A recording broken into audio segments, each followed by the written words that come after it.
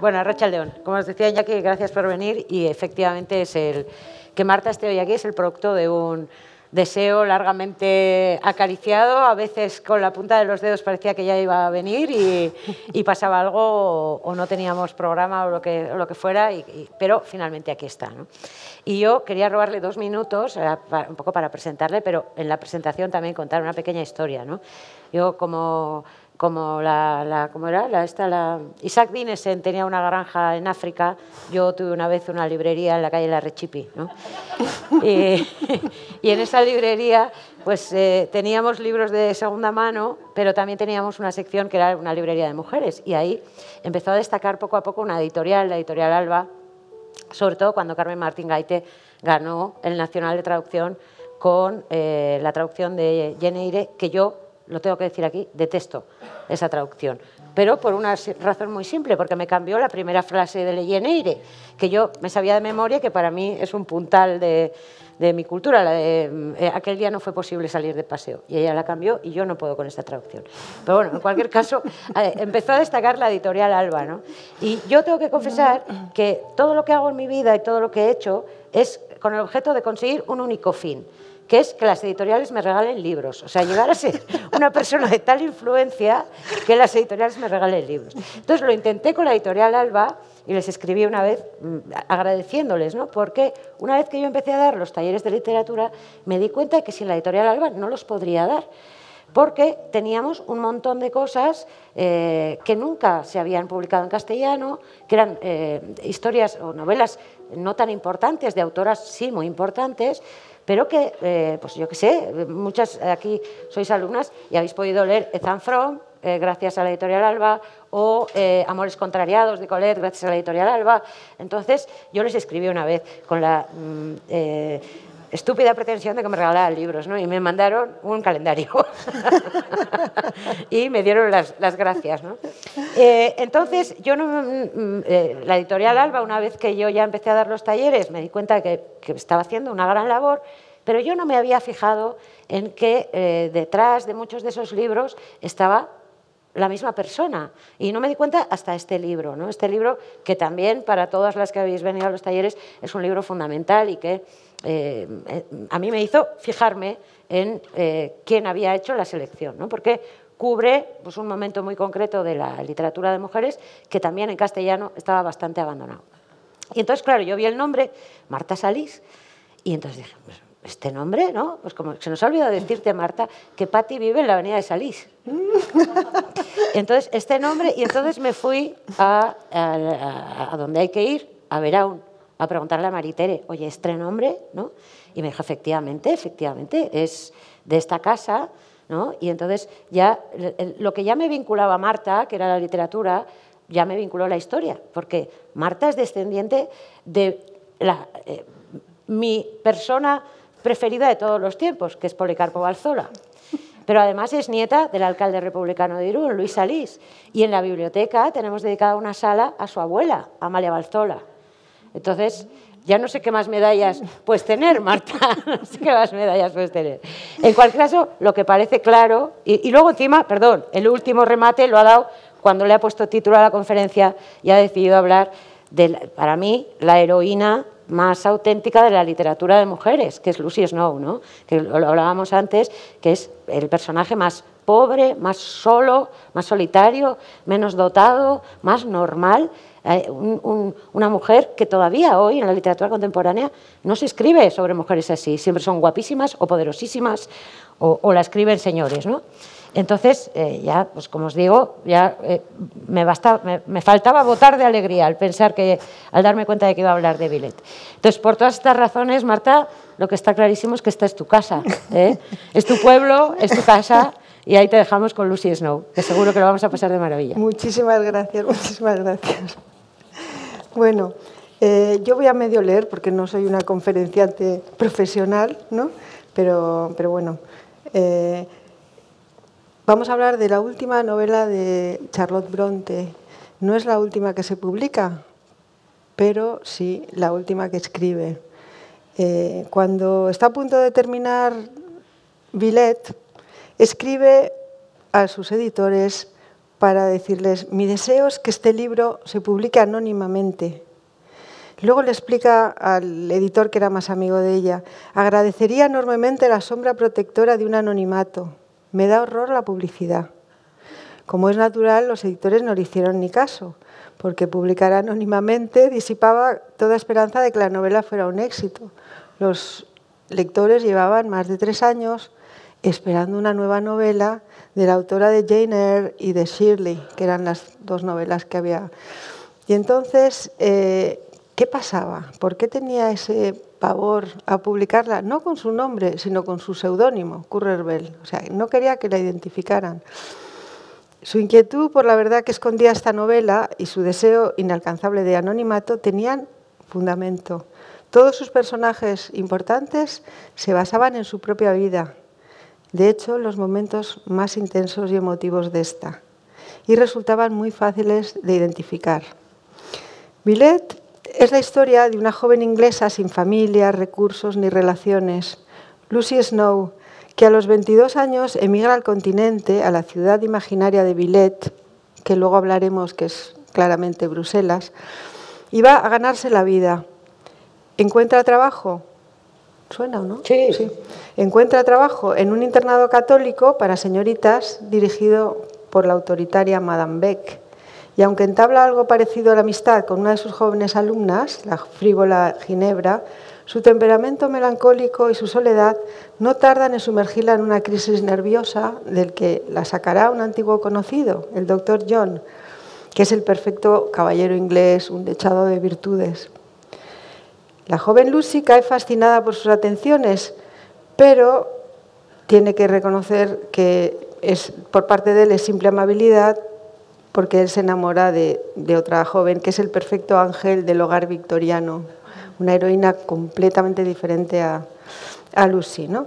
Nuestra típica heroína acaba recuperándose del desengaño y reconociendo que de quien está enamorada de verdad es del apasionado profesor Paul Emanuel, que es el único que ve el interior de Lucy, el único que adivina sus sentimientos, que entiende su carácter y la naturaleza. El final abierto de la novela nos ofrece la posibilidad de imaginar la felicidad de Lucy con Paul Emanuel o de creerla sola, pero por fin ella misma en el descubrimiento de que no necesita a nadie para ser feliz. Esto del final abierto es que al final no sabes si Paul Emanuel llega a casa, sobrevive a la tempestad, o si muere y entonces ella acaba sola. Se ha discutido mucho sobre este final y parece ser que Charlotte tenía clarísimo que Paul Emanuel se tenía que ahogar y que Lucy tenía que llegar ya como mujer fuerte y que no necesitaba para nada a este señor.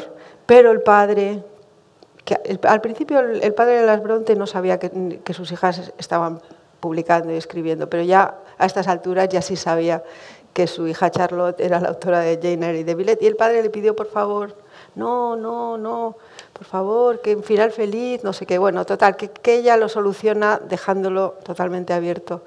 Cada uno es dueño de interpretarlo como quiera, ¿no? ¿Qué pasa en esta novela? El lector vuelve a Bruselas, igual, que es el escenario del profesor. Cuando las hermanas Bronte, después de publicar un librito de poemas del que venden dos ejemplares, deciden las 3 empezar a escribir ya novelas, terminan al mismo tiempo Emily Cumbres Borrascosas, Agnes Grey y Charlotte el profesor. Las mandan al editor con sus seudónimos y la única novela que rechazan es El profesor. Y de repente Charlotte, que es la mayor, que es la que ha organizado todo, la que lo ha mandado a los editores, tal, se encuentra con que sus novelas van a publicar y ella no.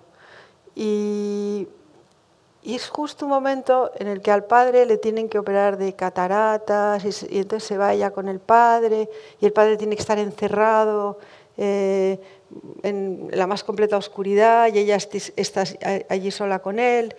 Y en ese momento se pone a escribir Jane Eyre, que la primera frase es realmente el estado de ella en ese momento, Y al final termina Jane Eyre en muy poco tiempo, la manda a los editores y al final se publica a otros editores, que no los que habían rechazado. Y Jane Eyre se publica antes que las novelas de sus hermanas, pero en realidad las otras estaban ya preparadas para publicar antes, ¿no? Entonces, en Villette, el lector es conducido de nuevo a Bruselas, que es el escenario del Profesor, esa novela fallida que ella tiene, que se publicaría póstumamente y que también es muy autobiográfica, pero no tanto como esta. El personaje masculino principal, que es Paul Emmanuel, está clarísimamente inspirado en Constantin Heger, que fue el profesor de literatura donde Emily y Charlotte estudiaron en Bruselas. Su mujer, Madame Beck, la directora en la novela, está clarísimamente inspirada en la directora del internado de Bruselas, hasta el punto de que ella, Charlotte, se negó a que se publicara en francés esa obra. Tenía tanto pavor a que pudiera caer en manos de este matrimonio que se negó. Pero en ese momento, yo no sé si habéis leído un libro precioso que se llama Los Europeos, de Orlando Figes, un historiador inglés, y ahí se ve muy bien el problema que tenían los autores que pirateaban sus obras y hacían versiones en otros idiomas. Y esto le pasa a ella con Villette, y Villette cae en manos de la señora Heger, la directora del internado, y bueno, hasta el punto que cuando Elizabeth Gaskell, ya muerta Charlotte Bronte, se va a Bruselas para un poco indagar qué ha pasado por allí, esta señora, la directora del internado, se niega a recibirla. Os hablaré luego de unas cartas que quedan de Charlotte a su profesor, ¿no? Unas cartas de amor apasionado y que él rompió al recibirlas y que su mujer luego las sacó de la papelera y las volvió a pegar para leerlas y las guardó. Y de hecho, el señor Constantin Heger le acaba entregando esas cartas, se las enseña a Elizabeth Gaskell. Pero Elizabeth Gaskell, su biografía, que es espléndida, la biografía de Charlotte Bronte, que le encargan el padre y el marido de Charlotte Bronte, es una biografía espléndida, como os digo, pero muy edulcorada. No quiso que saliera en ningún momento que se había enamorado de un hombre casado, ¿no? Bueno, en cualquier caso, tenemos ya que de los 4 principales personajes de la novela, uno, Paul Emmanuel, es su profesor de literatura, Constantin Heger, que se reconoce. Madame Beck es la señora Heger, se reconoce. El tercer personaje que se reconoce es el doctor John Graham Breton, que en realidad representa a su editor George Smith, que era es el editor que le publica Jane Eyre y Shirley, y ella estaba bastante, Charlotte Bronte, porque aquí igual os estoy liando con Lucy Charlotte. Charlotte parece ser que estuvo enamorada de este señor, y es clarísimamente. Y él se reconoce también porque cuando Charlotte tarda tanto en escribir Villette, y luego os cuento por qué, manda el primer volumen, luego manda el segundo volumen, y cada vez que mandaba un volumen, pues le escribían los editores, muy bien, sigue y tal. Cuando manda el tercer volumen, no le contestan. Y parece ser que es que luego ya otro editor, o sea, eran 3 editores, otro le contesta muy bien y tal, pero nunca le contesta a su amigo George Smith, y parece ser que es porque, claro, del segundo al tercer volumen, en el segundo está enamorada del doctor John Graham y en el tercero se echan los brazos de Paul Emmanuel, y parece ser que no le sentó nada bien al editor, que se había reconocido en el personaje y que... Vale, entonces parece que ahí no le sentó bien, no porque estuviera enamorado de ella, sino un poco por amor propio, ¿no? Bueno, luego el cuarto personaje más importante, que es Lucy Snow, la protagonista, es un retrato apenas disimulado de Charlotte y de su estado de ánimo y el abatimiento que tenía la pobre mientras escribía esa novela. Villette era tan claramente autobiográfica que Charlotte estaba avergonzada. No quería que nadie la identificara con ella. Hay quien considera a Villette, y esta interpretación me gusta, hay quien considera a Villette como la más larga carta de amor de la literatura inglesa. El último ajuste de cuentas con el que fuera su profesor en Bruselas, Constantin Heger, pero también el último ajuste de cuentas con su galante editor, George Smith, que es el personaje del Dr. John, ¿no? Por un lado, es una novela de aprendizaje, de desarrollo espiritual, un viaje en el que la protagonista se enfrenta a una serie de obstáculos que tendrá que ir sorteando hasta alcanzar la madurez personal junto con la felicidad, una especie de odisea de Homero, como tantas otras, ¿no? El camino de la vida, en definitiva, que sabemos que nos narra en su vejez, porque en el capítulo 5 leemos: pues ha pasado mucho tiempo desde entonces. Mis cabellos, que resistieron hasta muy tarde la escarcha del tiempo, son ahora blancos bajo mi cofia blanca, como la nieve bajo la nieve.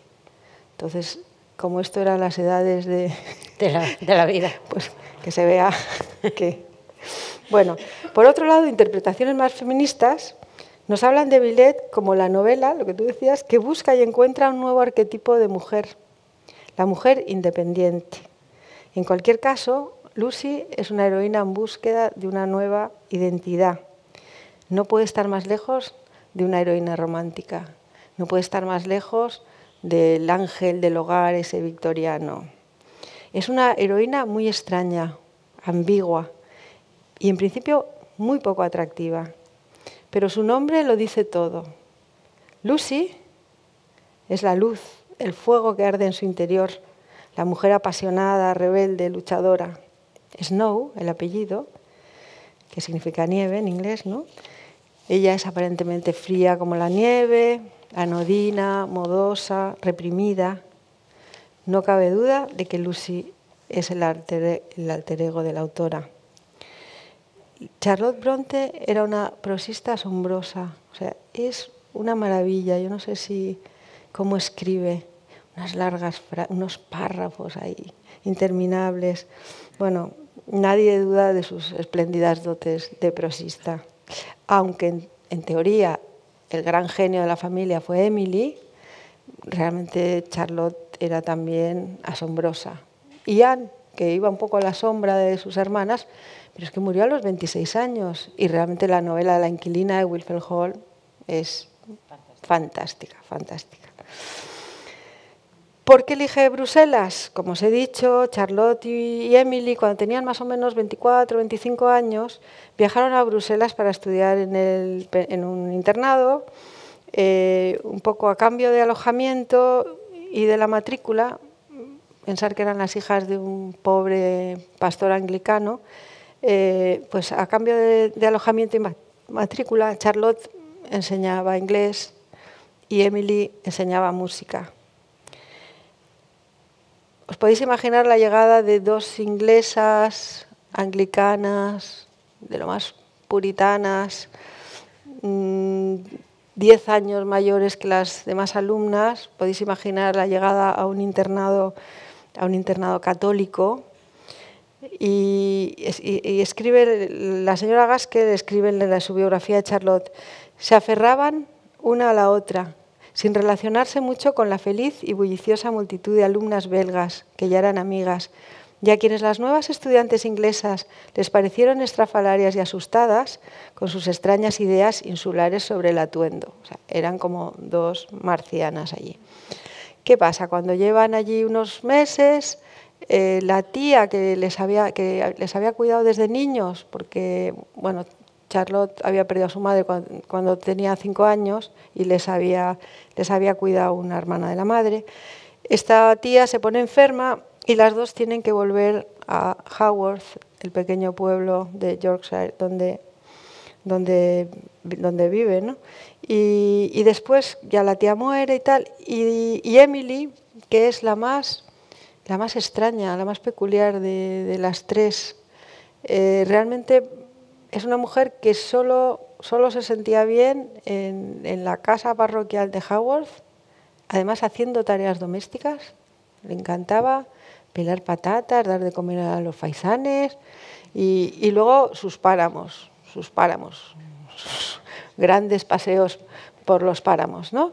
Y realmente cada intento que hizo de salir de allí, volvía corriendo. Y entonces cuando se muere la tía, dice, no, yo ya no vuelvo a Bruselas, yo me quedo aquí, que tengo que cuidar la casa. Tenían una criada muy vieja, Tavi, y no, yo me quedo aquí y vuelves tú. Porque la idea que tenían las dos era montar, bueno, las tres, era montar una especie de escuelita en casa. Por eso se habían decidido que tenían que aprender bien francés, ¿no?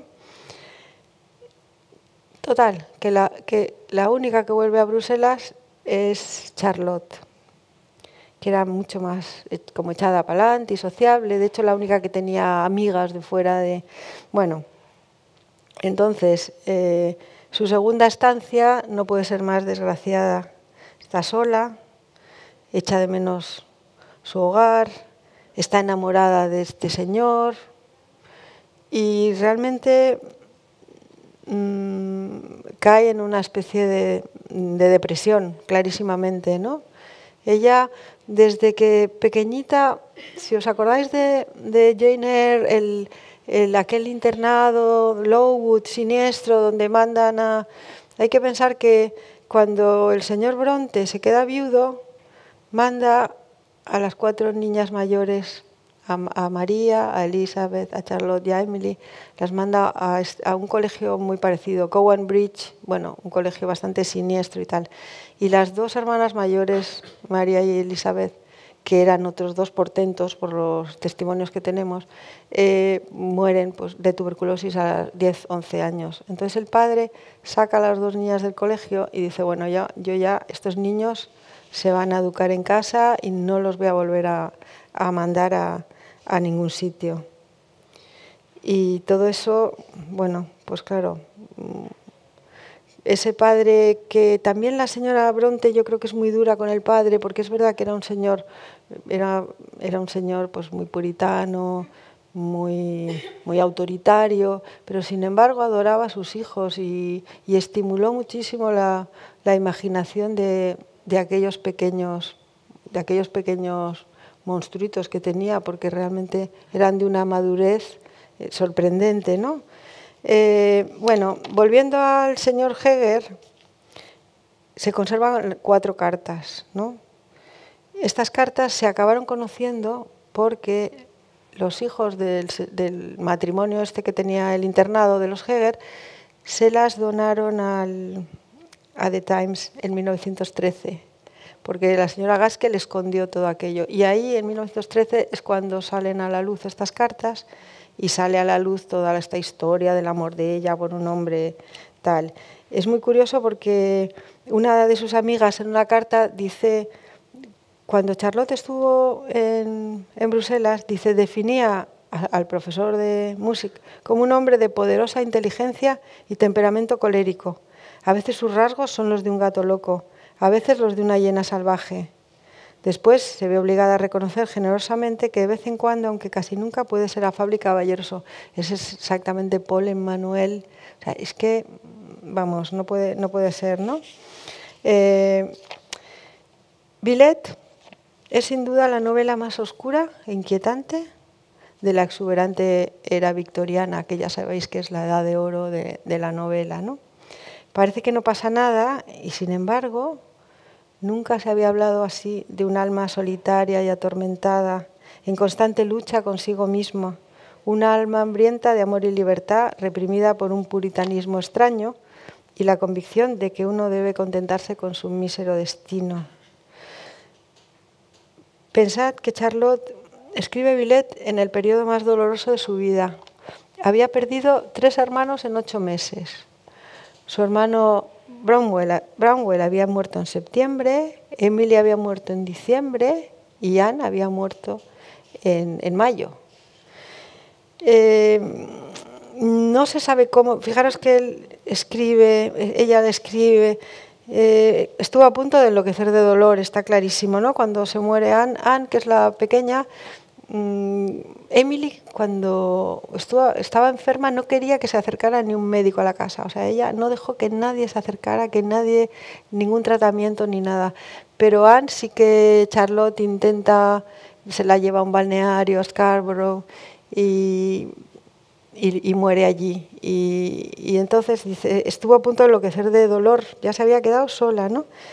El 25 de junio, un mes después de que Anne muriera, le escribe a su editor: creo que despierta y dormida sueño con ellos. Pero esta obsesión no es la peor. No puedo recordarlos sanos, solo los veo enfermos y sufriendo. A pesar de esto, no se rindió y acabó Shirley, que es la segunda novela que publica, y justo se publica unos meses después de que muera Anne. Pero se queda destrozada y claro, los editores, venga, tienes que escribir algo. Y es cuando ella empieza a intentar escribir Villette, que le cuesta eso, tres años y medio, ¿no? Ella ya era famosa, tenía amigos, invitaciones. Se ve que todos, venga, pues me vienes a visitar, pues te vamos a visitar. Pero esta existencia de aparente celebridad y placer que no habían conocido sus hermanas no la hacía feliz. En una carta a su amiga Ellen, que es una de sus dos mejores amigas, le dice: mi vida es un hondo vacío y con frecuencia una carga muy pesada. En vez de disfrutar con optimismo del éxito, el futuro a veces me horroriza. El motivo no es, afirmaba casi airadamente, que sea, y lo más probable es que siga siendo, una mujer soltera, sino que soy, y lo más probable es que siga siendo, una mujer sola. Bueno, en esto de la soledad se equivocaba, porque justo después de publicar Villette, un antiguo coadjutor de su padre, Arthur Bell Nichols, le declara su amor, ella le rechaza, el padre bueno, hay como un drama familiar, el padre, pero ¿cómo don nadie pretende? Bueno, y al final, después de 2 o 3 veces de pedirle el matrimonio, ella se casa. Y es bonito porque muere unos meses después de casarse, y es bonito cuando los vecinos, al verla, ella era muy chiquitina porque se había quedado, después de la tuberculosis de las hermanas y tal, se había quedado ya como muy enfermiza, fue muy enfermiza toda su vida. Y era diminuta, medía como 1,40 y pocos y tal. Y decían los vecinos, cuando la vieron salir de la iglesia con su vestido de muselina blanca y su cofia de encaje, decían: ¡ay, parece un copo de nieve, parece un copo de nieve! Y luego ella, que había escrito esas novelas siempre como con esos hombres autoritarios y muy pasionales y muy... Pues luego, cuando escribía a sus amigas de su marido, decía: mi querido muchacho, mi querido muchacho. Y después de aquellas novelas, que siempre era mi señor, cuando hablaba de sus... Tiene gracia lo del mi querido muchacho, ¿no? Hay 2 escenas en esta novela que a mí me parecen memorables, súper modernas y extrañas, ¿no? Una es, casi al final de la novela, ella está muy deprimida porque Paul Manuel parece que se ha ido y no se ha despedido de ella y tal.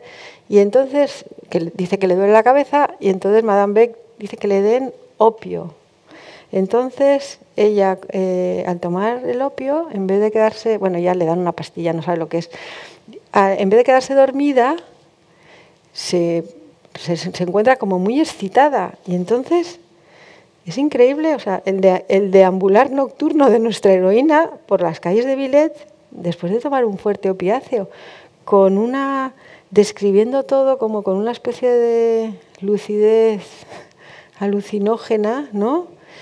Es muy asombroso. Parece que esto no es autobiográfico, que se asesoró mucho con un médico y no sé cuántos. Pero bueno, es muy, muy sorprendente. Yo creo que es la primera heroína que deambula colgada por capítulo y medio además. Bueno, y luego otra cosa muy, muy asombrosa, y esta sí que es autobiográfica, es en la segunda vez que ella se va a Bruselas ya sola, hay unas vacaciones muy largas que ella se queda sola en el internado, y entonces cae, bueno, acaba todo aquello, desencadena un colapso nervioso, ¿no? Justo antes de desmayarse, Lucy, la protagonista de su novela, al igual que hizo ella en la vida real, entra en una iglesia y se confiesa. La joven, que rechaza una y otra vez los cantos de sirena del catolicismo, abrumada por la soledad y claramente deprimida, tiene un momento de debilidad y se confiesa. Y esto lo hizo Charlotte en la vida real. Lucy nos lo cuenta así. Dice, no conocía la fórmula de la confesión, así que en vez de pronunciar el preludio habitual, dije, Mon père, je suis protestante. Bueno, el sacerdote se vuelve y le pregunta en tono amable por qué acude a él siendo protestante. Y ella dice, le dije que me moría por recibir un consejo o una palabra de consuelo, que vivía completamente sola desde hacía unas semanas, que había estado enferma, que mi espíritu no podía seguir soportando el peso de una terrible aflicción. Esto lo pone en boca de Lucy, pero es ella, o sea, es... Ella, como sabéis, era hija de un pastor anglicano y manifestaba una tradicional aversión hacia los papistas, nada muy frecuente en Inglaterra, y que encontramos también en otros autores de la época. Por ejemplo, en Norte y Sur, de Elizabeth Gaskell, hay una escena en que la criada no quiere viajar a Cádiz. No, tiene mucho miedo de que los terribles católicos la conviertan, ¿sabes? Eran como el coco. Y esto parece que tiene su origen en aquel complot, el Popish Plot, aquel atribuido a los católicos, que luego fue falso, que se querían asesinar a Carlos II para poner en el trono a Jacobo II, que era el católico y tal. Pero bueno, también parece ser que en la época de Charlotte había un tal Newman que pretendía, y teníamos seguidores, y pretendían que la doctrina protestante se inclinara más hacia los ritos católicos. Entonces, bueno, había un sentimiento anticatólico. Hay un personaje en la novela que es un jesuita, que es el Père Silas. Para ella, el prototipo de jesuita, astuto, hipócrita, retorcido, dominante, consigue lo que sea sin importarle lo que tenga que sacrificar a cambio. Tiene dominado por completo aquí al profesor Paul Emanuel y somete a Lucy a una vigilancia y a un asedio especial que representan para la autora el lado más oscuro de la doctrina católica. Y aquí os voy a hablar de lo que me pasó cuando traduje esta novela. Pues cuando estaba acabando de traducirla, no sé quién me dijo, ay, pues tengo una traducción de Villette, antigua, tal, y me pasó una traducción que todavía sigue circulando de Rialp. Entonces yo dije, uy, qué raro, qué corto esto, a ver, entonces me puse, claro, Rialp, me di cuenta que es una editorial de inequívoca adscripción religiosa, ¿no? Esta traducción se había publicado en 1996. Bueno, me di cuenta que censuraba, mutilaba, cambiaba el sentido de aquellos párrafos en los que se hace referencia a la Iglesia Católica que no eran del agrado del editor. Atentando así, encuentro alevosa y gravemente la libertad de expresión de Charlotte Bronte. Para colmo, luego me di cuenta que era un plagio de una traducción anterior que existía de 1944, pero que encima que ya estaba censurada, pero que todavía la censuraba más, ¿no? Entonces me dediqué, los párrafos que me parecía que eran como más ofensivos para la Iglesia Católica y tal, me dediqué un poco a copiarlos y a ver qué habían puesto, ¿no? Y bueno, y escribí como 6 o 7 párrafos de los dos, un capítulo prácticamente había desaparecido, y esto se lo mandé al editor, a Luis Magriñá. Digo, pero mira esto, y sigue circulando, la siguen vendiendo, yo no sé si la siguen vendiendo todavía. Bueno, y entonces él se lo mandó a José María Gelbenzu. Y Gelbenzu escribió un artículo titulado Con censura eclesiástica, en el que cogía los párrafos esos que yo había,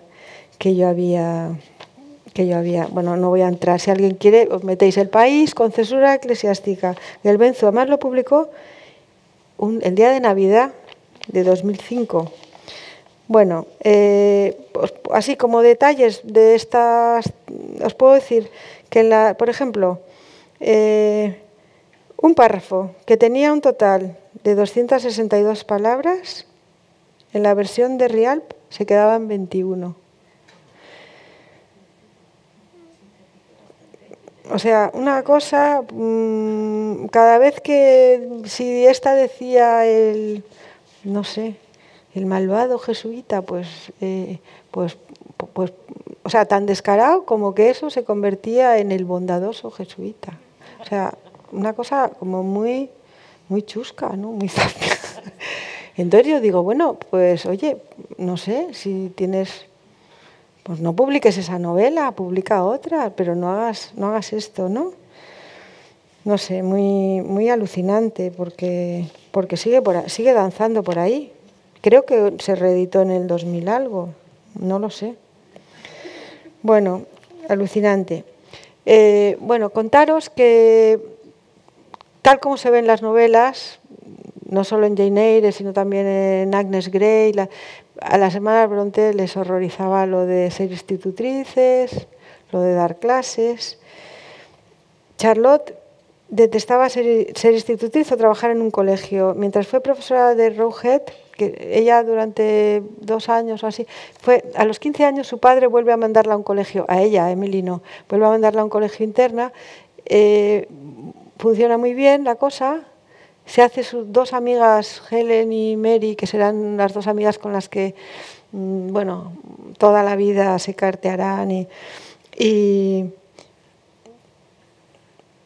pero realmente, y luego vuelve de profesora. Cuando ya termina, digamos que va como 2 años de alumna y luego vuelve de profesora. Pero mirar las cartas que escribía mientras era profesora en ese colegio. Llamaba zoquetes a sus alumnas, las despreciaba, se aburría con ellas. Le espantaba la monotonía y la grisura de la vida de profesora. Y su vida emocional, esto en Charlotte es increíble, su vida emocional era siempre como excesiva. O estaba demasiado excitada o demasiado abatida. Su único consuelo era la imaginación. Entonces, mientras ella es profesora en Roe Head y está pensando que sus alumnas son unas zoquetes y tal, ella escribe un diario y, por ejemplo, la típica entrada de su diario: ayer por la noche me recosté sobre las alas atronadoras de la tempestad, que como al brezo me llevó volando por los páramos durante 5 segundos de éxtasis. Su imaginación era lo único que le salvaba de un trabajo que consideraba una horrible esclavitud. En una carta de 1848 insiste en que una institutriz llevaba una vida de sufrimiento indescriptible, tiranizada, viendo cómo sus intentos de agradar y enseñar eran inútiles, presa de la decepción, la angustia, la inquietud, tan sojuzgada, tan pisoteada, que acababa casi por no reconocerse a sí misma, ni a su espíritu oprimido, prisionero, por lo que se volvía incapaz de imaginar que otras personas pudieran tratarla con respeto y cariño. Todo eso está en sus novelas. Dice, por ejemplo, también en el diario este de Roe Head: ¿cómo iba a adoptar un aire amable, paciente y solícito con mis alumnas cuando pensaba, he de pasar los mejores años de mi vida en este espantoso cautiverio, conteniendo forzosamente mi ira ante la pereza, la apatía y la hiperbólica y necia estupidez de las alumnas? La carga a veces le resultaba insoportable. Cierta noche en que no podía conciliar el sueño, al oír cómo unas alumnas entraban en el dormitorio en busca de unos papillotes para rizarse el pelo, sintió un peso terrible encima, como si un animal enorme se hubiera tendido sobre mí, y el pánico me aceleró el pulso. Tengo que levantarme, pero escapar no era tan fácil. Todo esto está en Villette de una manera, vamos, que es que no sabes si yo digo, a lo mejor os estoy liando con Lucy, Charlotte y Lucy, pero es que era más de lo mismo, ¿no? alguna curiosidad sí contaros, que el padre en realidad se apellidaba Prunty, pero era irlandés del norte de Irlanda, y cuando se matriculó en Cambridge, porque era un hombre muy inteligente, se matriculó en Cambridge y se puso lo de Brunty, se puso Bronte. No se sabe, quizá por el título del Nelson, duque de Bronte. Él inculcó a sus hijas un amor así como muy por figuras como Nelson o Wellington. Era un hombre excéntrico, individualista y solitario, y siempre trató a los niños como si fueran adultos. Pero la verdad es que estimuló su extraordinaria inteligencia y sensibilidad. Les dejaba leer todo, cualquier cosa. Todas las semanas recibían varias revistas. Hay que pensar, si ahora a alguien se le ocurre ir a Haworth o habéis estado, ahora aparece un pueblo de 4 casas, está la rectoría, alrededor el cementerio, los páramos, y tú dices, madre, estos niños vivían aquí aislados. Pero realmente en aquellos tiempos Haworth era un pueblo que tenía mucha más vida, tenía mercado, pero lo que pasa es que vivían muy aislados porque el estatus social de esos niños no les permitía pues, jugar con los hijos del lechero, ¿no? Y luego tampoco este señor tenía 2 duros y tampoco podían acceder. Por eso también ese aislamiento, no solo porque sea un pueblo que hoy en día vas y dices, bueno, esto era el fin del mundo, pero parece que no, que tenía más actividad. El personaje el hermano, Branwell, en realidad era un niño con muchísimo talento y era la gran esperanza de la familia. Y fue de fracaso en fracaso. Como estudiante de arte, quería ser pintor, fracasó. Se puso a escribir, fracasó. Trabajó de tutor y fue un desastre porque al parecer se enamoró de la señora de la casa y entonces fue como un escándalo, tal y cual. Incluso intentó ser empleado de ferrocarril y fue un hombre que cayó en el láudano y en el alcohol y realmente tuvo un final muy horrible y se lo hizo pasar muy mal a sus hermanas y todo. Su degradación y alcoholismo solo sirvieron de inspiración para sus hermanas. En todos esos héroes que tienen un poco malditos está el hermano, está Branwell, ¿no? Incluso lo más claro es en la inquilina de Wilfen Hall, que es una mujer que tiene que huir de su marido, que es un alcohólico, tiene que huir, esconderse con su hijito y tratar de salir adelante pintando y sin que la descubra el marido. Y ese marido alcohólico es Branwell, ¿no? Sin duda, ¿no? Deciros que las mujeres lo tenían realmente complicado, a pesar de sus seudónimos masculinos. Y me gustaría contaros que Charlotte, antes cuando tenía 16, 17 años, se le ocurre escribir al poeta laureado Robert Southey.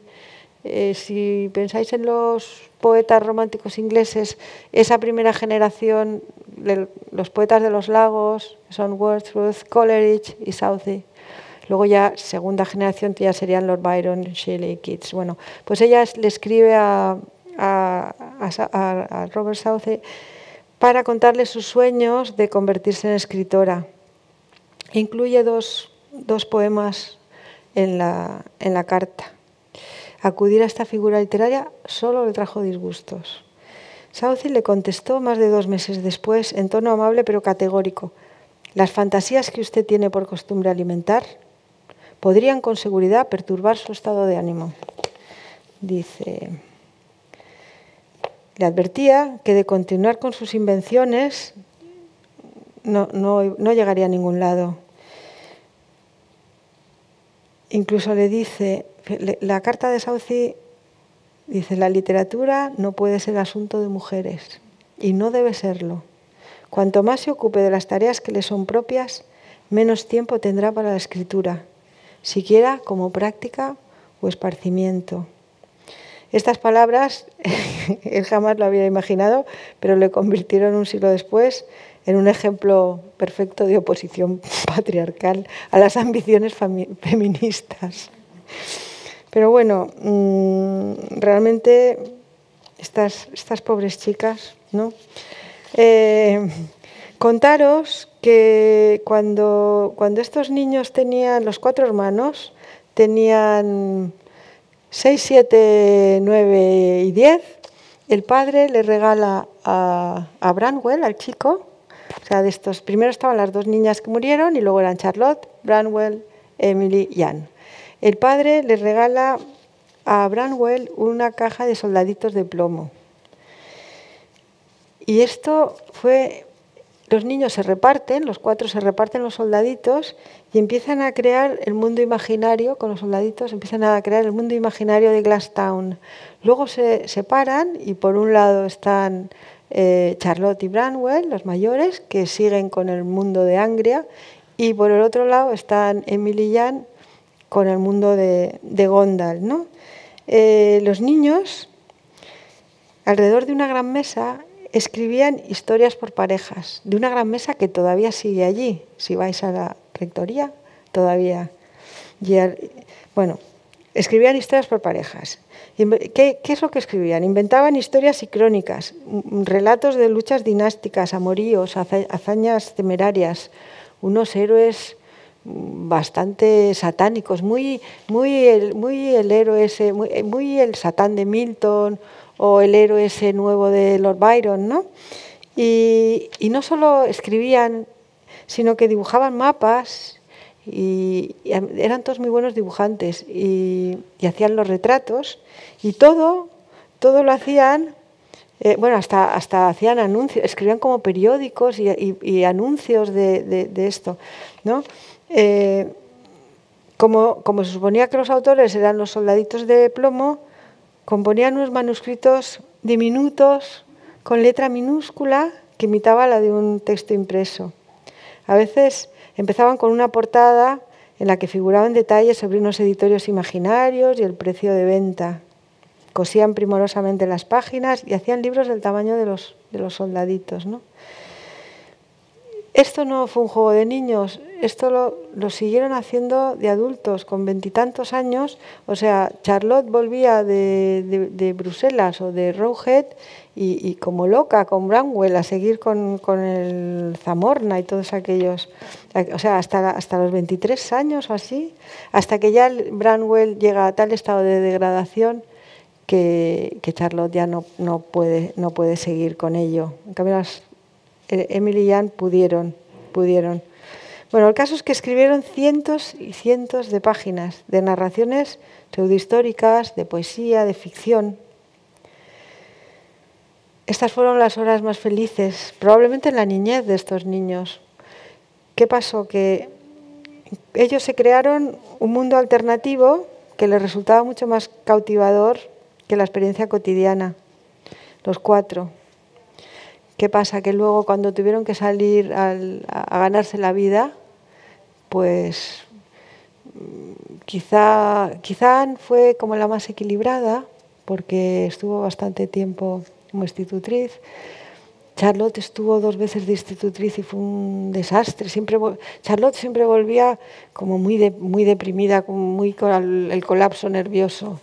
O sea, era una mujer realmente...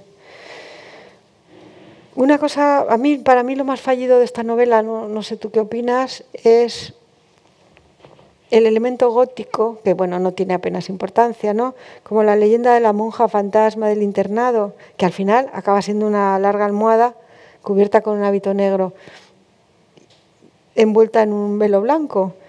Pero siempre, igual que en Jane Eyre, Charlotte estaba muy obsesionada con la verdad, con que todo fuera verdad. Entonces lo que pasa es que su imaginación a veces le hacía disparatarse y del mismo modo que en Jane Eyre la loca, los gritos, la loca del desván, no sé qué, todo acaba teniendo una explicación racional, digamos, pues pasa lo mismo aquí con el fantasma de de la monja, ¿no?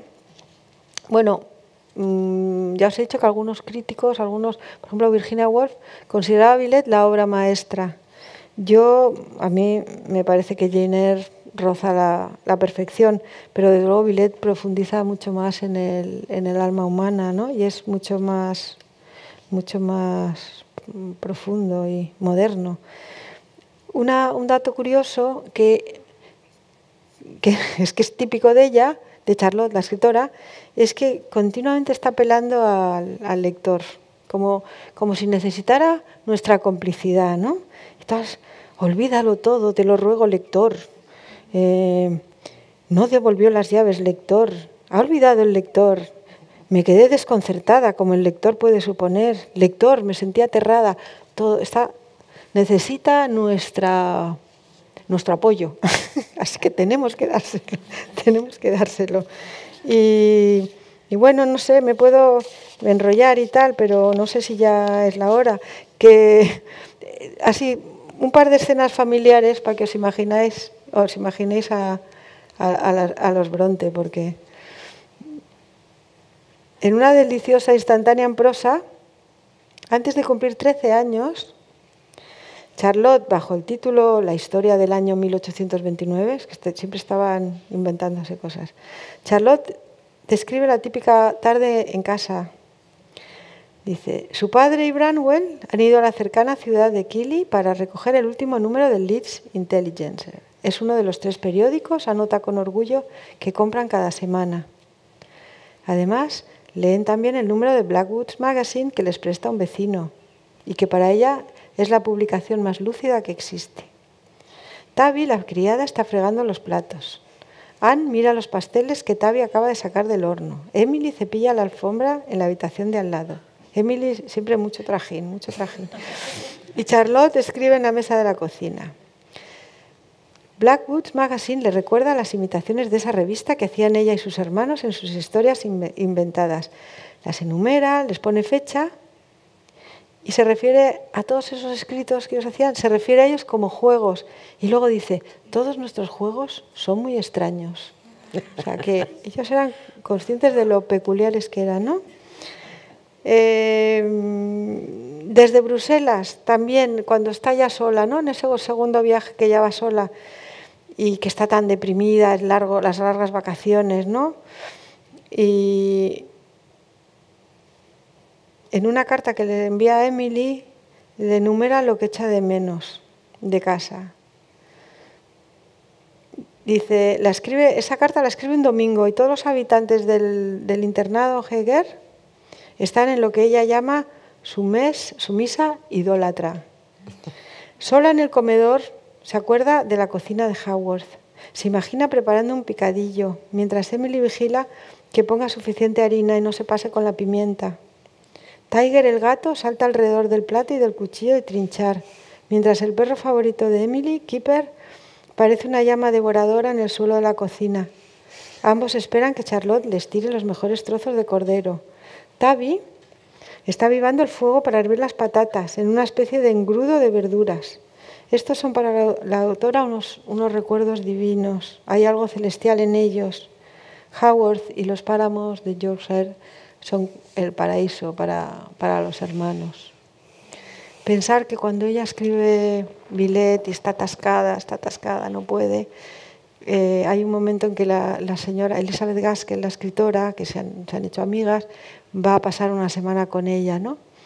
Y Elizabeth Gaskell te cuenta dice que daba pena verla ella sola, porque como las semanas escribían y luego iban dando vueltas alrededor de la mesa del comedor y se iban leyendo los unos a los otros lo que escribían, pues para la señora Gaskell que era desolador verla a ella dando vueltas, ella sola. Entonces realmente pensar que ella muere como, no sé, 7, 8 meses después de casarse, muere embarazada. El padre, ya decía yo que no se tenía que casar, no tenía salud para casarse y tal. Pero ella, Anne muere a los 26 años y Charlotte a los 27. O sea que, fijaros, lo que hubieran escrito estas mujeres si hubieran... Yo, si me permites, ya empezamos. Sí, por favor. Nosotras estuvimos con uno de los talleres, estuvimos en el primer viaje que hicimos a Inglaterra, estaba Maite, no sé si había alguien más también, y fuimos a ver la casa de Jane Austen Chawton y la de las Bronte, ¿no?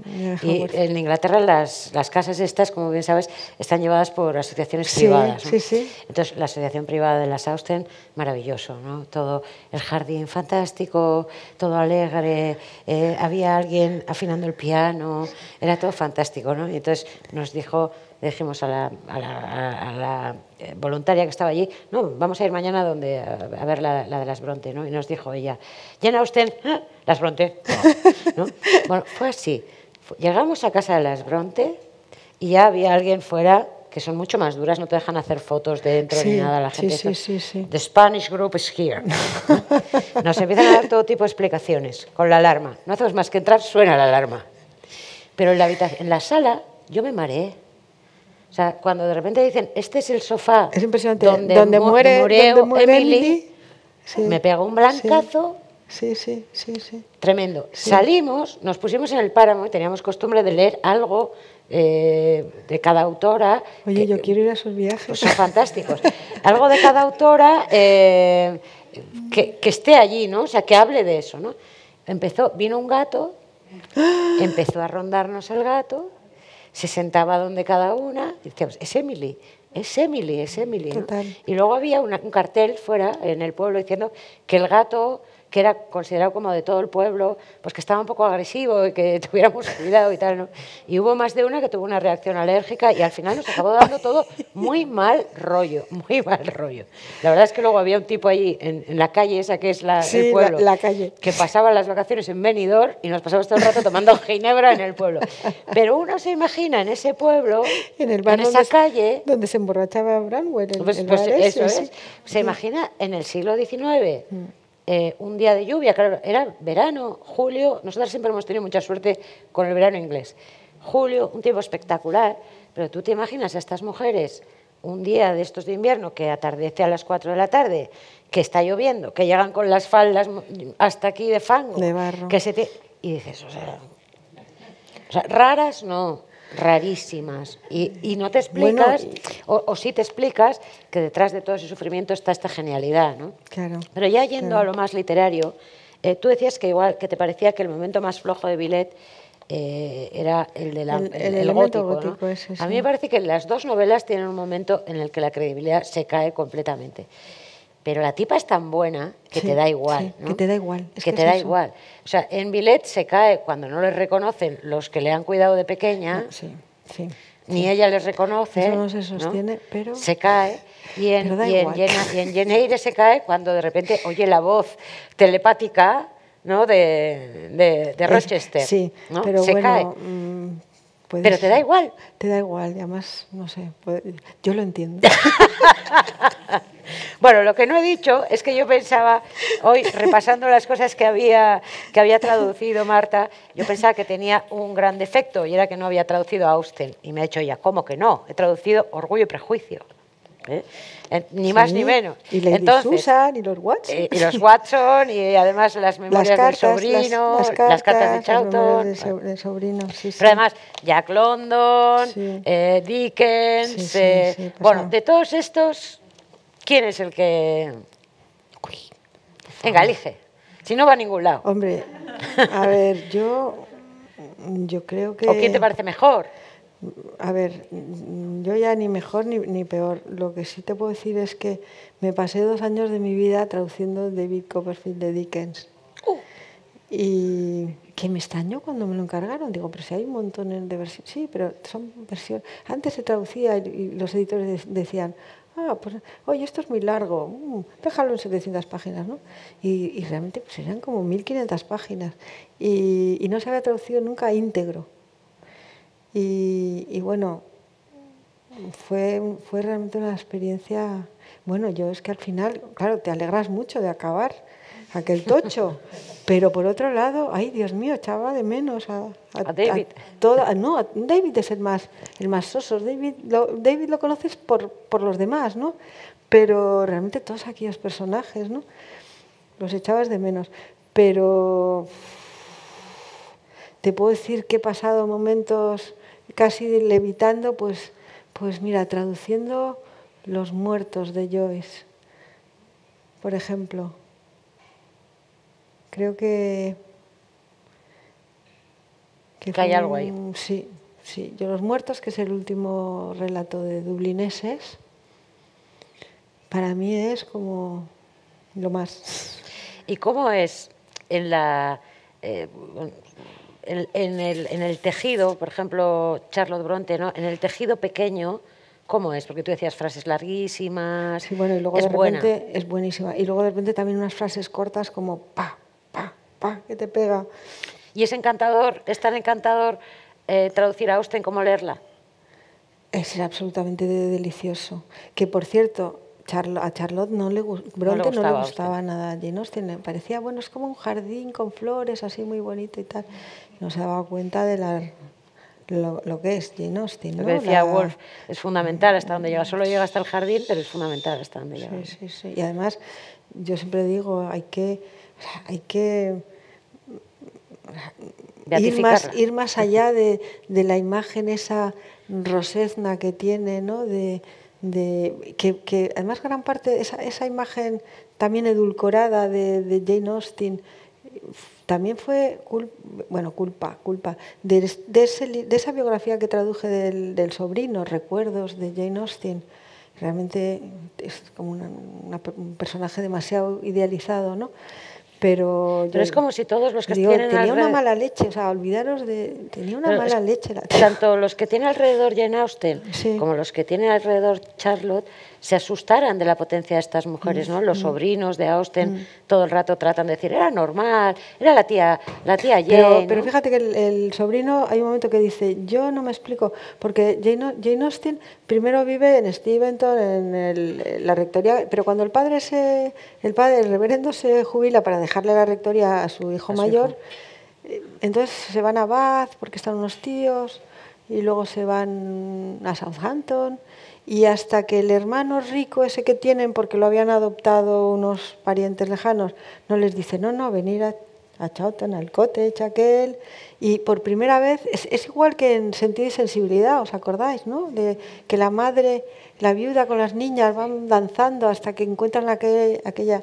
Pues lo mismo les pasa en la vida real. Y cuando ya tienen su casa y ella se sienta a escribir, que es cuando realmente reescribe la que había escrito, escribe 5 más, donde escribe sus 6 grandes novelas, ¿no? El sobrino dice, yo no entiendo cómo podía escribir, porque mira, era una mesita diminuta, en papelitos muy pequeños por si entraba alguien. No querían engrasar los goznes de la puerta para si entraba un criado que le diera tiempo a esconderlo. O sea, es que es impresionante. Y escribía esas maravillas, ¿no? Maravillas. A contaros una cosa nada más que se me ha olvidado, para que os imaginéis a Charlotte, que yo creo que con aquellas historias que escribían en miniatura, acabó miope, pero miope perdido. Y entonces la pobre, no sé dónde lo tengo, pero la pobre escribía, uy, soy yo, qué horror, apágalo. Dale una patada. Es el elemento gótico. Dale una patada. Bueno, escribía, en una pizarrita se ponía un papelito y por lo visto escribía como a esta distancia. Escribía, ta, y luego ya, cuando lo tenía, lo pasaba limpio. Pero por lo visto se ponía los recuerdos que tienen sus amigas de cuando llegó al colegio de Roget. Qué pena, es que los tenía por aquí. Y eran estupendos, pero bueno, ya no sé, ya estoy aturullada. Entonces, pero cómo la describen, que era como un pajarito que iba, como no veía nada, iba tocando todo por la clase y que llegó aquel bicho raro, ¿no? Con un vestido como anticuado, con un fuerte acento irlandés. O sea, ellos estaban encerrados con el padre era irlandés. Aquellos niños hablaban con un fuerte acento irlandés, ¿no? Y cómo a la semana ya era la primera de la clase, la más lista, y les daba sopas con onda. Todo, pero ¿no? Gaskell también la describe un poco así, ¿no? Como de modé, un poco desaliñada, sin dientes, un poco como que no sabía estar en público, también la describe un poco de esa manera, que nunca las imaginamos así, ¿no? Y eso que era la más echada para adelante de las tres. De las tres, sí. Porque Emily es verdaderamente Emily, es impresionante, ¿no? Y bueno, realmente cuando publican las tres primeras novelas y aquellas críticas empiezan a decir, ¿y quién será? Pues es el mismo escritor, es el autor de las tres. Es el mismo escritor. Y entonces ya Charlotte dice a sus hermanas, oye, no, tenemos que ir a Londres, visitar a los editores y que se desmienta eso de que es el mismo autor. Y Emily dice que a ella le importa un pepino y que ella no piensa ir a ningún sitio. Y se van Charlotte y Anne, se cogen la diligencia y se van a Londres para hablar con después los editores. Después de haber escrito Cumbres Borrascosas. Después de haber escrito Cumbres Borrascosas, Agnes Grey y Jane. No, somos nosotras, somos mujeres, queremos permanecer en el anonimato, ¿no? No sé si queréis preguntar algo. Si no, yo sigo aquí de palique. ¿Hay posibilidad de ir a ellos inmunizándose aquí? ¿De ver qué? No, de oíros a vosotras. Pues prepararse e ir a verlo con otros ojos. ¿A Inglaterra? Sí, a ver todo. Ahora vamos, Miguel. Yo fui, después de traducir Villette, yo vivo en Mallorca y en Mallorca tenemos toda clase de charters a todos los pueblos de Inglaterra que os podéis imaginar y de Alemania. Y entonces nada, me cogí un charter de estos y fui. Y llegué y había una niebla, encima estaba la niebla. Y el editor de Alba me había dicho, oye, dale recuerdos a las hermanas de su editor español. Entonces anduve por ahí por los páramos buscándolas para darles el recado. El gato no estaba ya. No estaba el gato. No estaba el gato. Daba mucho miedo aquel gato. Sí. Y luego realmente te das cuenta lo bien que dibujaban. O sea, es que Charlotte era impresionante. Pero no te mareaste tampoco en aquel salón, ¿no te dio mal rollo? Mira, me dio mal rollo, pero me dio peor rollo no sé por qué, ahora que cuando lo contabas me ha venido. En Moscú, el sofá en el que agonizó Pushkin después del duelo. Me ha venido. Tampoco he contado que aparte de esta... hoy nos decía, es que yo estoy en Alba porque me dejan un poco hacer lo que me da la gana, ¿no? Como veis, era una cosa que no le guste nada, lo de hacer lo que le da la gana. Y entre otras cosas, las cosas que hace son antologías. Y aparte de esta antología, tiene otra sobre el duelo. Bueno, antología no sé si sería el nombre, serían recopilaciones. Sí. Uy, pero bueno, si me tienes aquí... Sí, no tenemos por todas partes. Tengo 8. 8.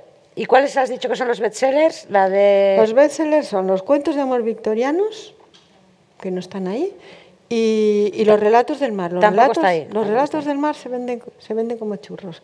Bueno, no, exagerando. Todavía no he cobrado un duro. Y luego está el duelo de honor, los viajeros están allí. Sí. Los relatos de música y músicos. Ese sí.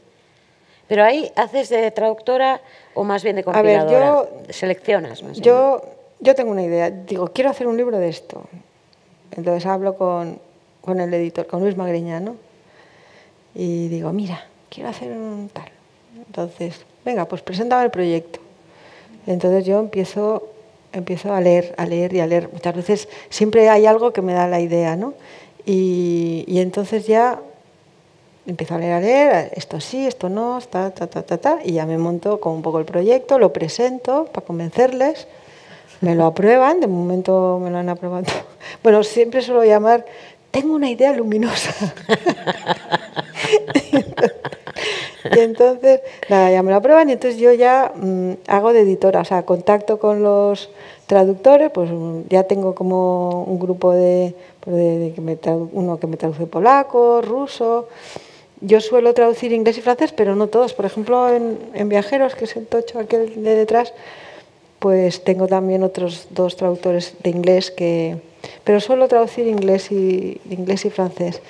Y nada, y entonces coordino todo el proyecto. Digo, me tenéis que entregar tal, todo el mundo tal, Y luego escribo el prólogo, bueno, la presentación, y lo que sí hago es siempre delante de cada relato como la biografía y explicar un poco qué pinta ese relato ahí. Ese relato. De manera que, por ejemplo, Viajeros, ¿no?, que es el último que se ha publicado, pues primero empiezo a pensar, venga, pues tiene que haber que vayan en todo tipo de transporte, ¿no? Que vayan en burro, que vayan en globo, que vayan en cohete, que vayan en tren, ta, ta, ta, ta, ta, ta. Enfocarlo, toda clase de enfoques del tema. De manera que, por ejemplo, en el duelo de honor hasta encontré uno que hace chunga del duelo de honor, ¿no? Y, o sea, buscar eso, que sea muy variado el enfoque, muy variado. Y realmente con Viajeros cada vez era más gordo, y no podía parar. y realmente es que te das cuenta que hay tantas maneras de contar las cosas, ¿no? Tantas maneras de contar las cosas. Y nada. Sí, yo parto de un tema. Y entonces empiezo a buscar, ¿no? Relatos del mar. Me parece que el mar es una fuente de inspiración para muchísimos escritores, ¿no? O la música. Entonces empiezo a buscar viajeros. Hay toda clase de viajeros. Pensar que hay turistas, pero hay exploradores, hay fugitivos, hay peregrinos, hay exiliados, o sea, todo tipo de tal. ¿Qué tipos de viajero? Hay viajeros entusiastas, viajeros indolentes, viajeros que no tienen más remedio, que se van a la guerra, o que se van, que emigrar. O sea, empieza ya como, ¿sabes? Empiezan a salirte ya cosas y cosas. De repente, ¡ay, que me falta la autoestopista! ¿No? Y te despiertas en mitad de la noche, ¡oh, no tengo autoestopista! Y bueno, ¿Y cómo se busca un relato de autoestopistas? Pues entonces empiezas, venga, esto les pega mucho a estos norteamericanos, seguro que encuentro algo, ¿sabes? Como ya que ya vas como... Y vas tirando el hilo y te vas realmente... O sea, ahora estoy metida en 2. ¿Recopilaciones? Sí, una cortita, solo de 250 páginas. No voy a contaroslo, porque por si acaso alguien me pisa. Una que ya está en marcha y luego otra que estoy en... La otra sí que os lo cuento porque es todo relatos en tiempos de guerra. Entonces, pues estoy encontrando cosas... Me está quedando un poquito antibelicista. Digo, no, tengo que buscar algo del fragor de la batalla y tal, ¿no? Porque me está quedando un poco... Pero claro, pues empiezo desertores, el shock postraumático, las novias que esperan. Claro, ¿sabes? Empiezas a... Y como es en tiempos de guerra, pues me da mucho juego, no solo es el fragor de la batalla, ¿no? En general intento que sean... A veces pongo algún fragmento, pero en general que sean relatos. Y por ejemplo, el de música, que es uno de mis favoritos, ahí, claro, yo iba leyendo los cuentos, iba traduciendo los que hacía yo, y como a veces hablaban de piezas concretas, pues yo las iba escuchando mientras, ¿no? Y entonces me fui haciendo una lista en Spotify. Y luego al final dije, uy, pues voy a poner un código QR de estos y un link, de tal manera que tú estás leyendo, y si te está hablando de una pieza concreta, que ahí pasé por el barroco, pero por el blues, por todo, hasta la música electrónica, que me costó encontrar, que no veas, pero que al mismo tiempo tú lo puedes escuchar. ¿Y estás traduciendo algo? Sí. O sea, ahora tengo sobre la mesa una cosa de Flaubert y una cosa de Poe. Y otra de Sheridan Le Fanu. Esos son lo que estoy ahora. Una chica ahora. Y lo de la chica, pues fíjate que a veces tengo alguna crítica, por ejemplo en el del mar, pero solo un cuento solo un cuento de Emilia Pardo Bazán. Oye, yo solo encontraba, a veces me cuesta, intento, pero no, tampoco me obsesiono con los cupos y esto. O sea, yo lo que quiero que que sea bueno. A veces no es tan bueno, pero es necesario. Por ejemplo, con el de los viajes, yo buscaba un viaje en patera, y bueno, pues acabé encontrando uno que acababa viviendo en Lavapiés y tal, no, de una autora marroquí. No era tan bueno como uno de Kafka o de Tolstoy, pero, ¿sabes? Tiene que haber, también busco que haya un poco de variedad. ¿Queréis preguntarle algo? No me quedó claro, perdona, ¿qué era lo que te pasaba con Emilia Pardo Bazán? No, que en un libro que hice, Relatos del Mar, de todos los, no me acuerdo cuántos eran, pues si eran 27 relatos, solo había uno escrito por una mujer. Y era de Emilia Pardo Bazán. Que era de Emilia Pardo Bazán, que es fantástica, y también salen Viajeros. Hay autores como que me solucionan, que yo sé, o sea, yo sé que Maupassant no me va a fallar, ¿sabes? O Chekhov no me va a fallar. Y doña Emilia se está poniendo en este plan. Porque se está poniendo en este plan. Es que es mucha doña Emilia, ¿eh? Mucho, La Pardo es mucha. Pero mucho, sí. Qué mujer. Y nada, espero no haberos liado con Charlotte y con Lucy, porque... Claro, es que están liadas, ¿no? Que están completamente liadas. Sí. Bueno, entonces, ¿qué tal la vuelta al pueblo? Pues ha sido un viaje muy sentimental para mí, muy emocionante, es verdad. Sí, sí. Está, toda tu familia está por todas partes, ¿no? Fíjate, hasta Patti vive en la casa de... En la avenida. En la avenida de Salís, ¿no? No, ya me ha sorprendido lo de Policarpo, porque yo la familia Valzola la consideraba de Bilbao. Pues y cuando me he enterado que Policarpo es tu héroe, es mi héroe. Te encantaría echar un bailecito con un bailecito, vamos. Yo, si me piden a qué momento del pasado quiero volver, fíjate, no vuelvo a las Bronte ni a Austen, ¿eh? Me voy a ver a Policarpo. Fíjate, es mucho decir. Bueno, pues nada, muchas gracias por venir, espero que lo hayáis pasado bien. Gracias a vosotros.